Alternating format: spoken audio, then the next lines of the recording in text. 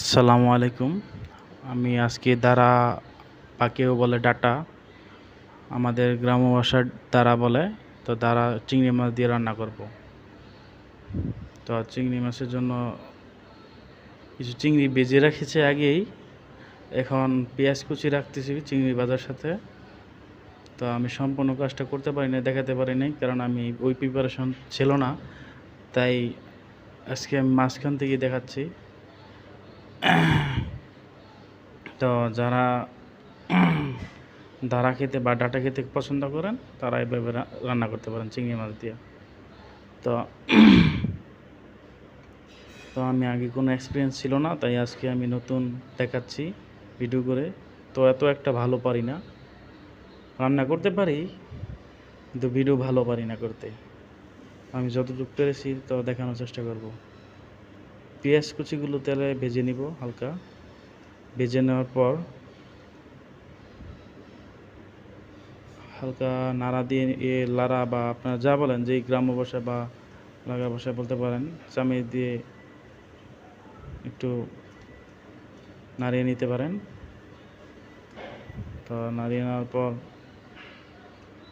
হালকা কিছু ভাজা হলে কিছু হলুদের গুঁড়ো দিবেন পরিমাণ মতো, 1 চামচ বা যা আছে আপনার রান্নার অনুযায়ী বুঝে পরিমাণ মতো হলুদ দিতে হবে। মরিচের গুঁড়ো দিতে হবে পরিমাণ মতো।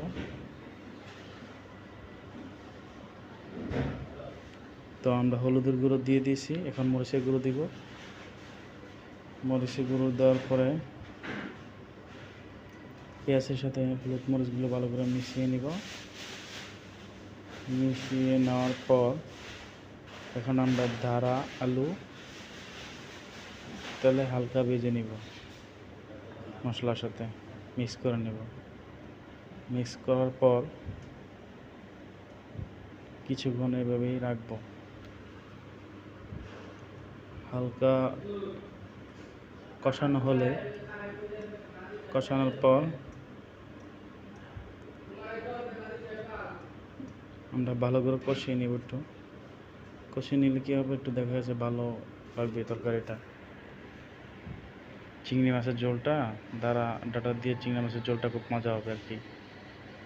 তো আমরা এখন কিছু পরিমাণ মতন লবণ দিয়ে দিব। লবণ দেওয়ার পর ভালো করে মিক্স করে নেব।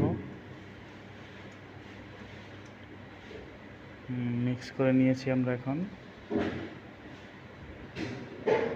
মিক্স করার পর কিছুক্ষণ রাখবো আমরা এভাবে।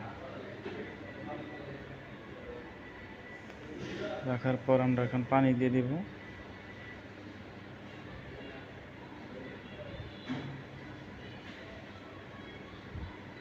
পরিমাণ মতো পানি দিয়ে আমরা দিয়ে দিব।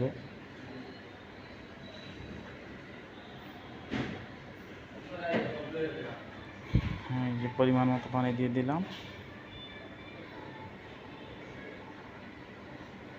এখন আমরা আগুনের একটা বাড়িয়ে দিয়ে চিংড়ি মাছটা ছেড়ে দিব। দেখতে পাচ্ছেন আপনারা, চিংড়ি মাছটা ছেড়ে দিয়েছি।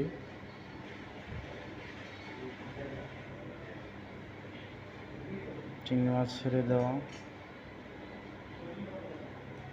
তবে আশা করি আপনারা এইভাবে রান্না করলে হয়তো মজা হবে খুব। তো আমার প্রায় শেষ পর্যায়ে রান্না, আর কিছুক্ষণ রাখবো, রাখার পরে নামিয়ে নিব। তো আপনারা নিজেরাই বুঝতে পারবেন যে এখন হয়ে গিয়েছে, আমরা পরিবেশন করব সুন্দর করে, খাওয়ার জন্য প্রস্তুত। তো আশা করি খুব সুন্দর হয়েছে। ভিডিওটা দেখলে ভালো লাগলে লাইক ও সাবস্ক্রাইব করবেন। আসসালামু আলাইকুম।